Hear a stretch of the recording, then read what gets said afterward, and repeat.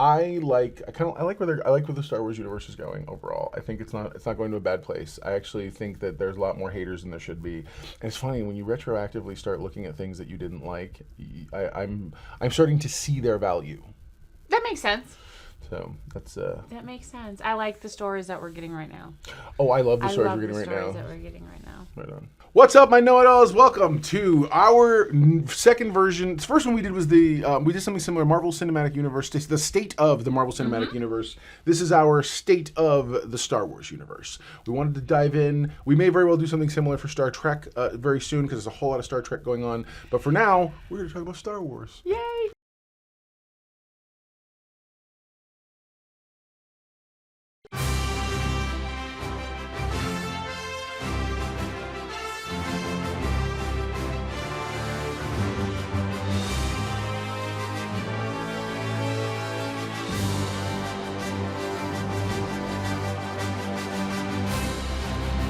So I think the best place to go is what's your earliest memory of Star Wars itself? When were you first exposed to Star Wars?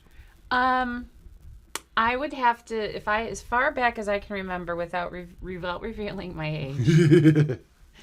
No, I wasn't as old as I needed to be to go see the first one. I'm sorry, episode 4.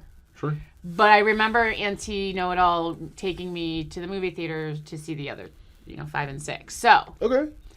I was really young, but I think that was my first exposure to like movie theaters right on, man. When she did that. So, and then of course I had toys. But yeah, of course. I had been. I can't wait to talk about toys. I had been exposed to Star Wars at an early age on like television, TBS, TNT. I saw the Droids cartoons. For me, Star Wars existed more in the cartoon era for a long time. So so I saw Droids, the original one, which was on ABC Saturday afternoons, and then later on after Droids, you got the Ewoks cartoon, and then eventually you got. I did watch the Ewoks cartoon. I forgot about that. You got 2, maybe 3 Ewoks movies. And I saw all of those in theaters. Yes. I don't remember the Ewok movie. And I had the toys. I had the Darth Vader with the lightsaber that popped out of the hand and the whole bit.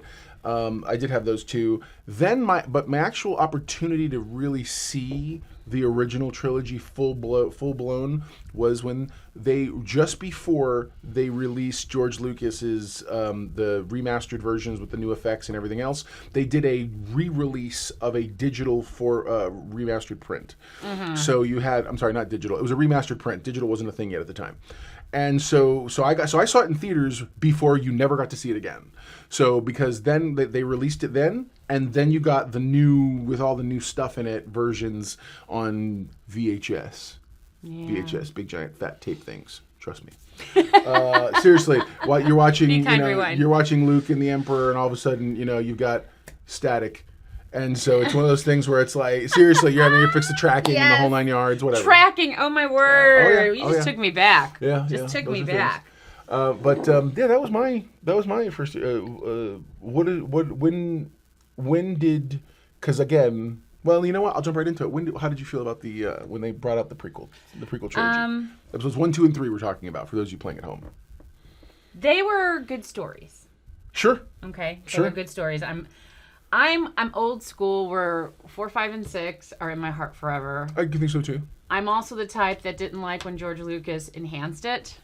Oh, because I will never be able to get my hands, and if I can, please somebody tell me. But I'm pretty sure they've all been destroyed on the originals before they were enhanced. So that kind of makes me sad. It's not the 3 aren't bad. They're not bad.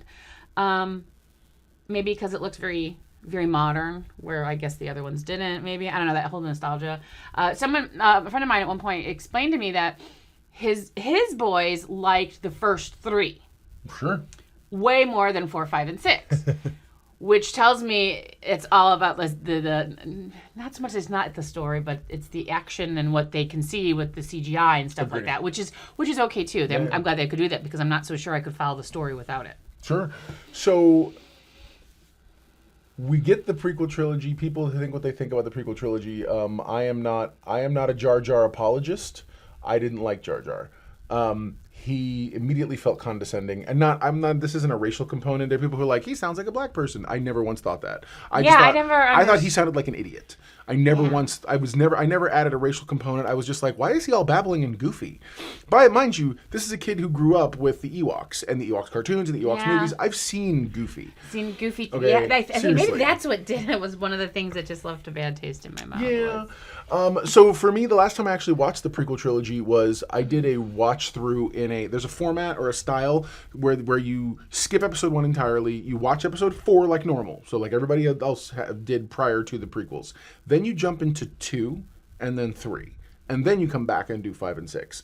The idea being it makes the opening half, it makes the entire first front part the Vader saga. And if you want to, but there's really good things in episode 1. Like I'm sorry, episode 1 gives you the Jedi who are fully formed, and we never ever will see them at the height of that power again. They're when they show up at the Trade Federation ship and it's just them in their cloaks and the thing, they are bad and respected. Awesome. And they are seriously, and they're as soon as everything pops off, they are just force pushing fools and running. Force pushing fools, I love they're it. just like, whew, and they're doing the little flash super fast force run.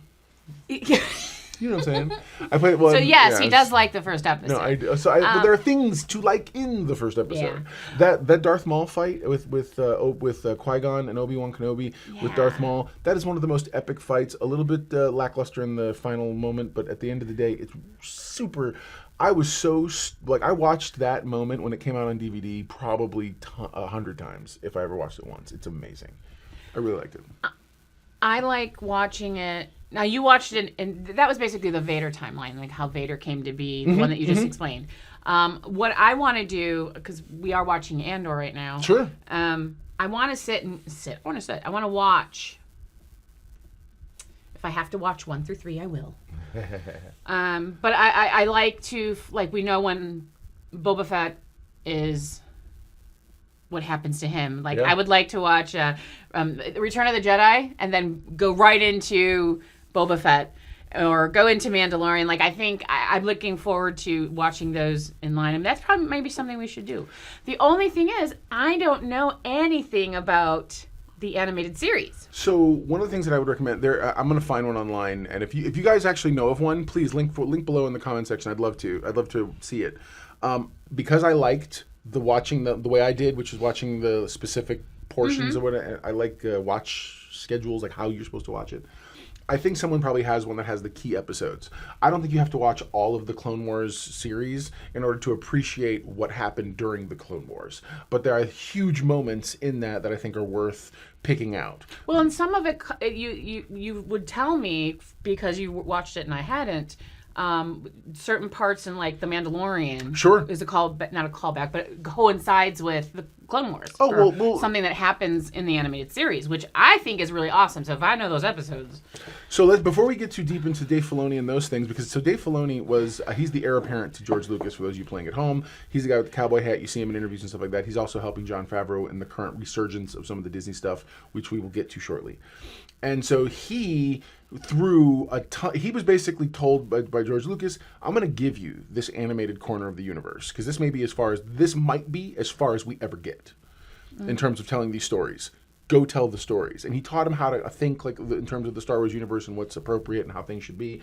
And so he poured his heart and soul, and now he's being given access to the actual toys in the box to play with for real. That's why we get Ahsoka Tano. That's why you get all these characters. You know what I mean? Every one of these characters who is introduced in the animated series come from that. So they're all somewhat A canon, B canon. Shoot me in the head with a cannon. I don't know. And so I don't understand the canons. So there's a canon which is considered. So you have to remember when Star Wars was bought by Disney. Mm-hmm. They finally put out a thing. They said everything that you know as the expanded Star Wars universe at that time, we are now going to call legends. By that I mean, we're not saying these things didn't happen, but they are part of the storied past of Star Wars. We might dip into that toy box and pull things out, and that's what they've done. They've pulled out a lot of those things. I fully believe we're gonna get a villain from some of the books and the animated stuff, and there's coming up soon. So a lot of that stuff is going to be steeped in. They pull those elements out. certain things you lost. Fans lost their minds. Like you lost Mara Jade. Mara Jade was Luke Skywalker's wife eventually in the series. In the post series, Okay. they get 2 kids out of it, and everyone's like, why is Luke being so pooped on? You know what I'm saying? It's like what's going on? Why is he getting the short end of the stick? And so again. But I would love to find someone who like has a list that says, "Oh, Phantom Menace, Attack of the Clones, these key episodes in Clone Wars, Revenge of the Sith, these key episodes in Bad Batch, Solo, Obi-Wan, Rebels, these key episodes in Rebels, Andor, Rogue One, and now you're pushing forward into a lot of this other stuff going and whatnot." And then and I like the time frame that we're sort of experiencing. Yes. Before we dive into this resurgence, what's your first thought? Do you remember how you felt when you were first introduced to the sequel trilogy? That's episodes 7, 8, and 9. It was a big deal all up in my house. Same. It really was. Same. My brother and I were 6 years apart, and so he grew up knowing Star Wars through me, and then he got really into Star Wars.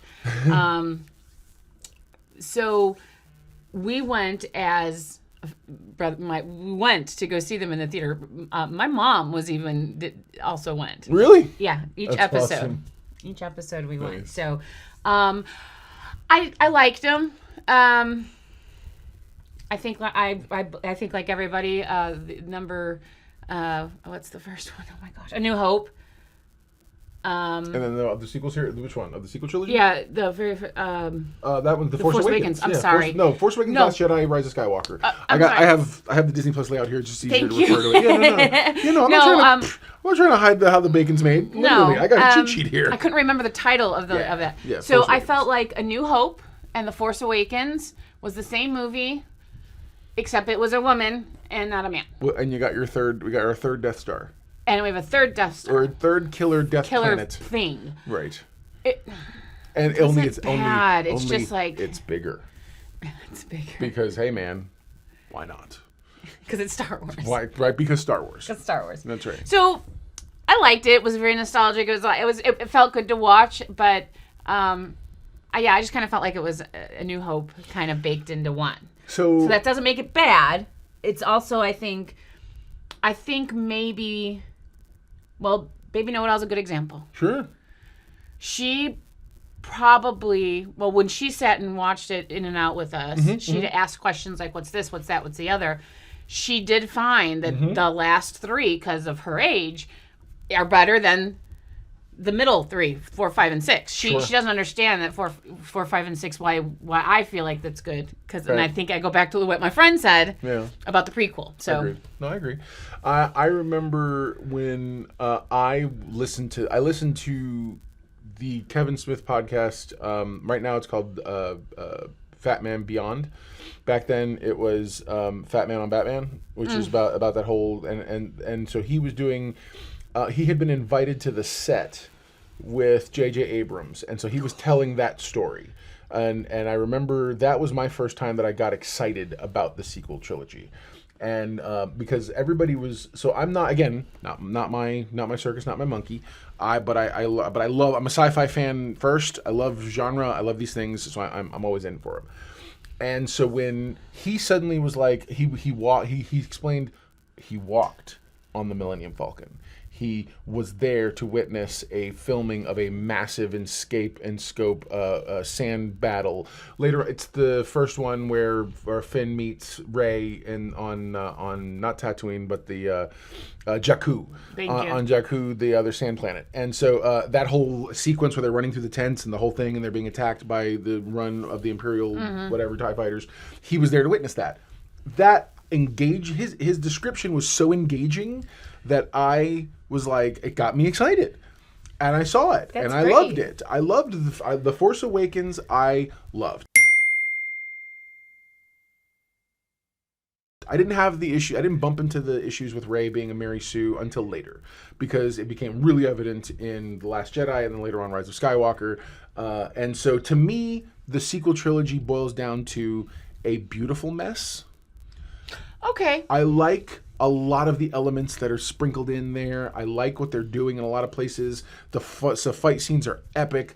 In The Rise of Skywalker, you get an amazing fight scene that is between Rey and Dude, where they're back to back and they're in the Emperor's chamber and they're fighting. Yeah. That is gorgeous, cinematic beauty, on par in my opinion with Duel of the Fates with Obi-Wan and Qui-Gon. I was getting ready to point out the battle between from Obi-Wan. Yeah. Between Vader and Obi-Wan. It was just as dude. yeah. So that was my The Last Jedi was super controversial because of how it handled Luke.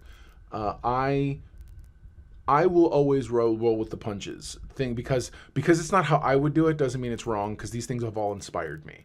So I didn't enjoy The Last Jedi as much as I would have liked to. I enjoyed The Rise of Skywalker for what it was, not for what it was trying to be. It was trying to be Endgame. It was Avengers Endgame. It was trying to be like, oh no, there's nobody here, blah, blah, and then all of a sudden everyone shows up and you wanted your big clap moment, and it was very, it felt forced and contrived, not to mention where the heck did the Emperor come from? So again, beautiful mess. Well, also, the Star Wars world always shows us that they're showing up. Yes. Where in Endgame, we kind of knew maybe they were coming back.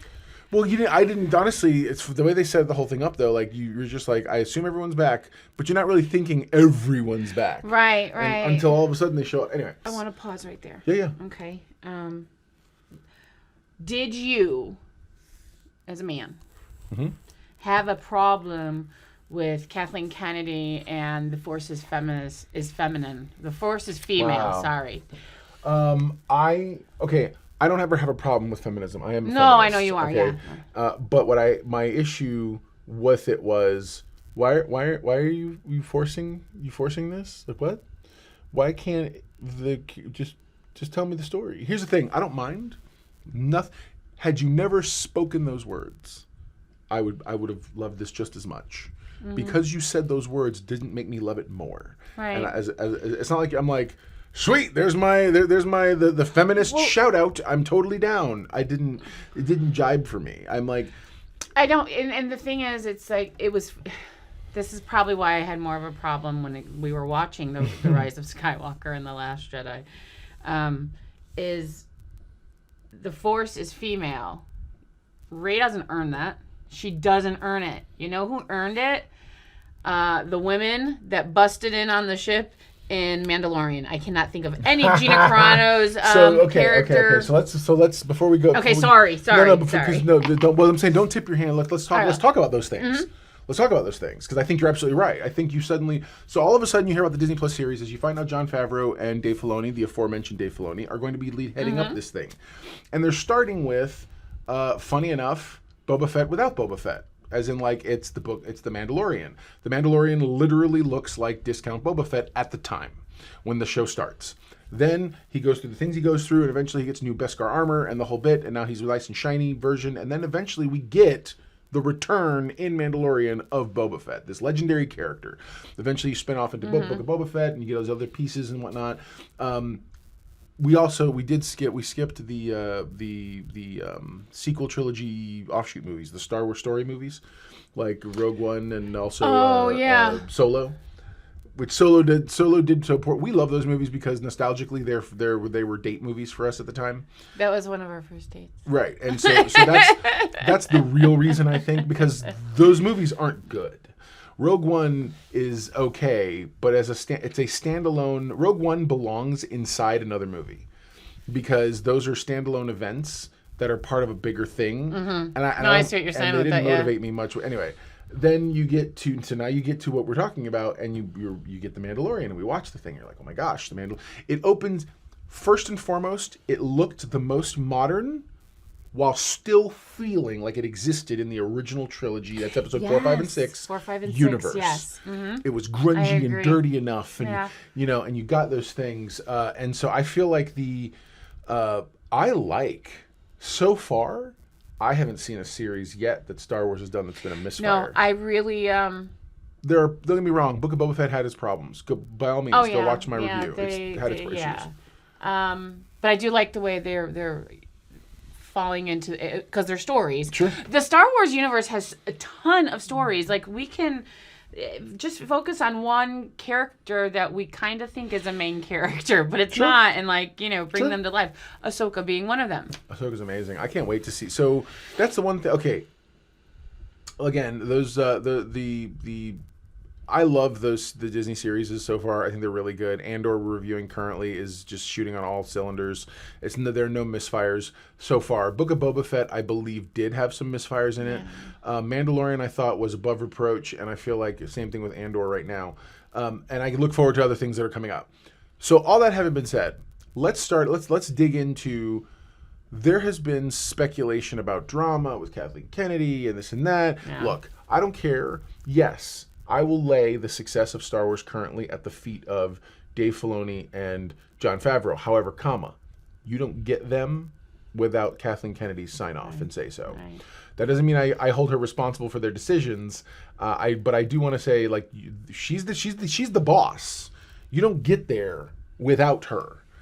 So she had the wherewithal to hire them or approve them or sign off on it. So you can't give her too much. True. You can't give her too much nonsense about it. I mean, at the end of the day, we all have our problems with Kathleen Right. Kennedy, but at the end of the day, you're right. That's their boss. and it's not like she's a new person. Kathleen Kennedy's been doing this job for a long time. She's done amazing work. And I hate this idea that she's ruining something or whatever. I don't think she's ruining it. No, I don't think she's doing it at all.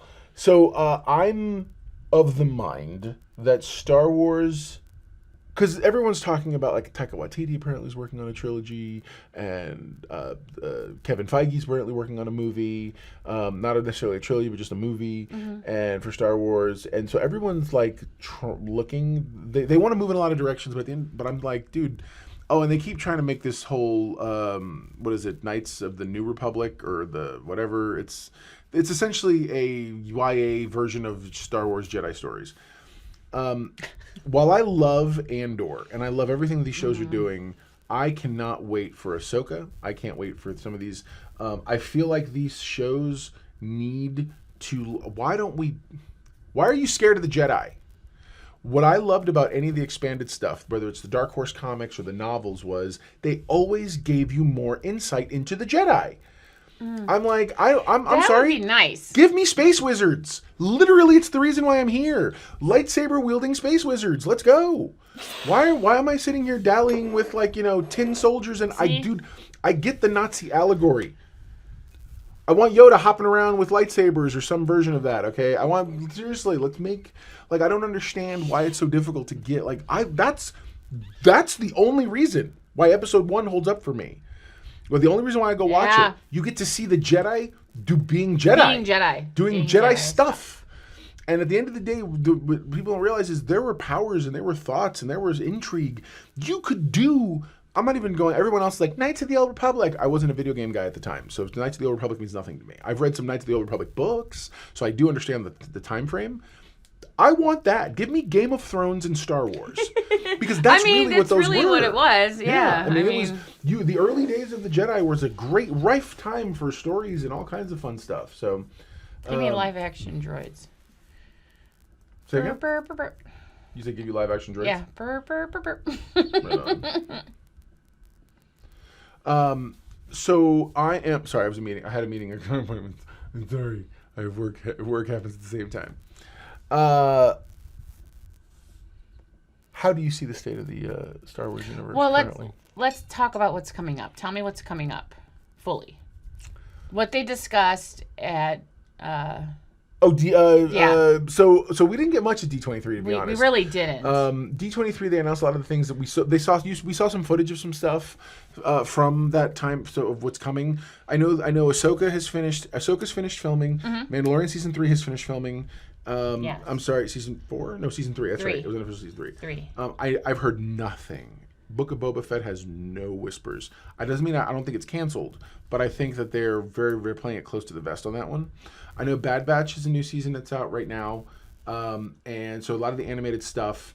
I believe we're gonna get a lot of new, old stuff.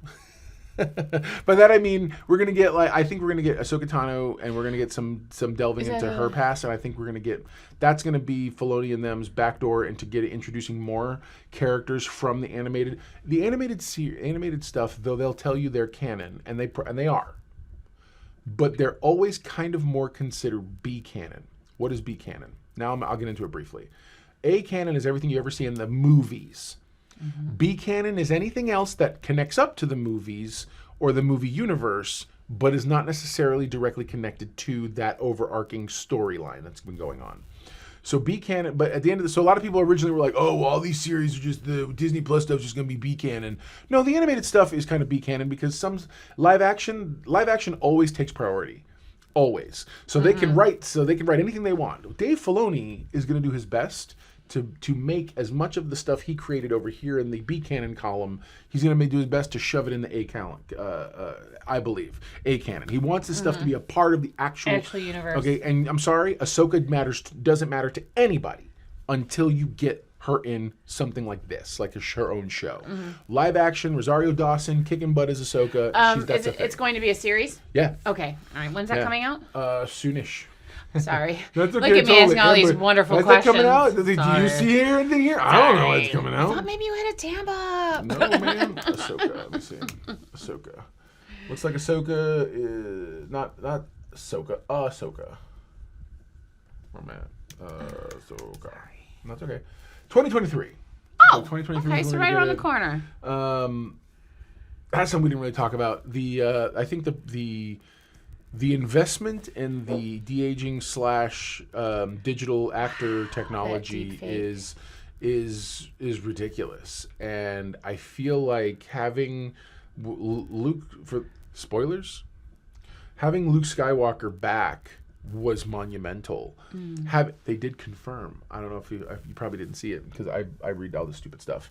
We had speculated back when we were watching Obi-Wan Kenobi that there's no way James Earl Jones, though he is credited as the voice of Darth Vader, that he did this because it was a younger, more vital, more virile, more energetic sounding James Earl Jones than we have gotten in a long time. Even when he did the episodes of animated stuff where Vader versus Ahsoka, because that's him, James Earl Jones. Actually, he always sounded older, huskier. You could definitely tell that he's not the same guy. Aged. Right. He's aged. It sounds So all of a sudden you see him you get to see him in Obi-Wan Kenobi, that series, and it sounds like Vader from the 80s. They did confirm they used the same technology that they used to mimic. We talked about that too, that de-aging of... There's tons of available. So that stuff works similar to deepfake. You feed in a lot of the stuff to it. It worked. They fed in all his audio. See, James Earl Jones narrated not only the Bible, but he narrated Star Wars novels back in the day. He played the character tons. There's tons. He's done a lot of that voiceover work for years and years. His own voice and other stuff. I mean, no offense, he's literally being himself when he plays Mufasa. So at the end of the day, you can feed all that stuff into this, and you get this amazing performance. People are like, he sounds dispassionate. No offense, Vader wasn't very passionate. I mean, he was very black and white. The loudest we ever heard him was the first movie where he's like, "You are part of a rebel alliance and a traitor. Take it away." And he's yelling and he's getting angry. Past that, he eventually That's the last of his emotion. Yeah, he becomes and that was to Leia. Yeah, he becomes very like, I'm just going to be dark, brooding, and overbearing, and by my presence. And it's, I'm with that technology opens up a lot of room because here's the thing. Remember what I talked about when I said The Last Jedi? The Last Jedi was very controversial. More so because I never got to see the Luke Skywalker that I read in the expanded universe or that I read in comic books or that I imagined in my head as I'm playing with my toys. Until he shows up in The Mandalorian Season 2 and just wrecks shop. He wrecks shop. We got what we wanted. And then you go to Book of Boba Fett where you get to see him again, and he's just amazing. He's the perfect realized. He is the Jedi Master, and I'm like, I remember crying while watching him just destroy those Death Troopers because I'm thinking to myself, oh my God, they've done it. They're giving us Luke we wanted when we saw the Luke that he describes. What do you think? I'm going to stand out there in front of the whole Imperial Army with my laser sword? Okay, that guy, we wanted that guy. And so we finally got him, and Now, see, exciting. that'd be cool. That'd be a cool series. A Luke series? Yeah. Oh, give me a Jedi Academy or Jedi. So in the expanded universe, he didn't call his. I think he called it like the Second Temple or something, but it was always known as I think it was the Jedi Academy, not the Temple. So it was he in the original expanded universe, Luke took a slightly different approach to Jedi and Jedi training. It did cause more problems for him in the future, but that's storytelling. But I feel like, yeah, man, give us more of that stuff. I'm down. You know, I love what they're doing. I'd love to see Leia brought back. I'd love to see even Harrison Ford lend his voice to being a younger Han Solo, and have that. That was the other thing is that, and there was very little announcements at D23 because of Indiana Jones coming out, which is fair. Yeah. I mean, I'm sure we'll get something after that. I'm pretty sure Disney, Kathleen Kennedy, will push for something to come out after Indiana Jones comes out. We'll get a special announcement or something. Yeah. I am excited though for Ahsoka. Another reason Hayden Christensen's been cast. No, I didn't know that. So it means we're gonna get we're either gonna get a flashback if they're continuing to move the story forward, meaning we will see Ahsoka after and from when we've seen her in Mandalorian and Book of Boba Fett. So we won't. Okay. It's not now. They could, and I think we will get her then, moving forward. But I also think you'll get flashbacks. I would love to see them flashback to her fight with him from the animated stuff. That'd be awesome. Redo it almost shot for shot, like parts of it. Oh my gosh, I can totally see. Like see Rosario Dawson. I mean, I haven't seen that fight, but to see it with Anakin's mask with the helmet broken. Wait a minute, you showed me it. I did. You showed that to me. Now that I'm thinking about it. I did. Yeah, that was amazing. Give me that. I want that. That was so good. When they're underneath that giant, the thing that's being held up by the Force. It's like a temple, a pyramid of some sort by dark Force energy, and they're fighting amidst lightning, and it's brilliant. Give me flashbacks to that. Have her deal with the emotional fight of that. Give me even a moment where I would love to see a cameo of what, is she up here? Hey, what's up, Rose? Sorry, here she is. She wants to be a part of all this. Yay. Yeah, man, it was I want that so much. I do. I can't believe they're talking about doing a second season of Obi-Wan. What more do you don't get me wrong, there's a lot of time and years. There is a lot of time and years, but I think you can still do it because now he's going to watch from afar protecting Luke. There's a lot that happens protecting Luke. Yeah, but I think that Uncle Owen and Aunt Beru, they proved they'll show out for their nephew slash adopted son. Well, that's what I'm saying is that he could be deflecting any trouble coming. He could, Well, you get this amazing moment where Darth Maul comes to stalk in the animated stuff, comes to stalk Obi-Wan, but they're both old men. Like, literally, they're both old guys. You can't really tell a whole lot in Darth Maul because Darth Maul is Darth Maul. He's got the facial stuff and whatnot. But they literally, you get Obi-Wan doing the thing and the stance, and you get maybe like a tired move, and then he collapses. It's really sad. And literally, you get this awesome moment that I can't imagine you can ever recreate in live action because it was so poignant, where Obi-Wan's holding him, and he's just like, "Why are you here?" And he's like, he doesn't want to tell him, and he goes, "The chosen one's here, isn't it?" He's like, "You're here to guard him, aren't you?" And he's like, and it's actually kind of interesting because he's like, "Oh, okay, good, thank God," or whatever. Like even he is like, "I'm so glad. I'm glad this is over. Whatever his fight was is done." And you're like, okay. And Sam Witwer does an amazing job voicing the original character that was done by Ray Parker Jr., who did Ray Parker Jr. That was the guy who did this Ghostbusters song. What's the name of the guy who plays Darth Maul? I don't know, but that was awesome. So you know what that means? That means that when we leave here, guess what we're going to be doing this evening? We're going to watch Ghostbusters. That's what that means. That's hilarious. For real. Ray Park. It's just Ray Park. Okay, cool. Ray Park, the guy who did all the flipping stuff. Anyways, Sam Witwer did an amazing job voicing that character. Really similarly in the animated series. He did wonderful. But yeah, so there's so much going on. I'm not, aside from look, If you subscribe to the drama, then I guess the state of Star Wars is somewhat murky and tumultuous.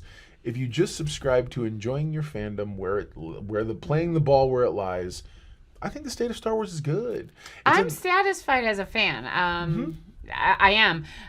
After marrying you, I start to look at that's a good thing. I know. I start to notice certain things, because of being in television, we just start learning more. So I'm learning to take, yay, Star Wars, to okay, they really could have done it this way.